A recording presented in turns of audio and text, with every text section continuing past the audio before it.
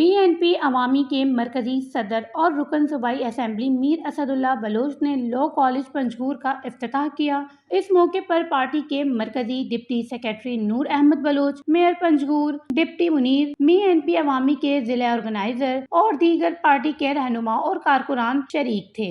Law college کے افتتاح تقریب سے خطاب کرتے ہوئے میر اسد اللہ بلوچ نے کہا کہ سی پیک کے پہلے فیز جس کا معاہدہ $56 ارب کا بیجنگ کے ساتھ ہوا تھا، اس میں 25 ارب بنیادی ڈھانچے کی تعمیر کے لیے ریلیز ہوئے تھے۔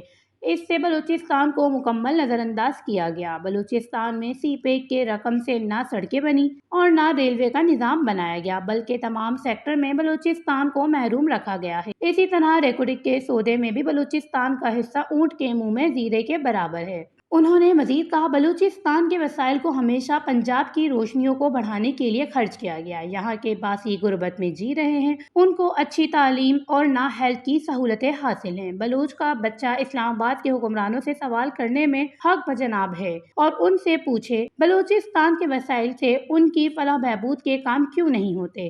کیا اپنے وسائل سے بھی ان کو حق نہیں دیا جائے گا؟ اب یہ زیادتیاں بند ہونی چاہیے۔ بلوچستان کو بھی پنجاب کے طرز پر ترقی کے عمل میں شامل کیا جائے۔ اسد اللہ بلوچ کا مزید کہنا تھا، BNP بلوچستان کے ساتھ ہونے والی ناانصافیوں کی بھرپور آواز اٹھائے گی۔ ان کا کہنا تھا، بلوچ عوام مرکزی حکومت کے نابرابری کے فلسفے کو رد کر کے حقوق کے حصول میں اتحاد و اتفاق کا مظاہرہ کریں۔ وش نیوز، پنجگور، بلوچستان۔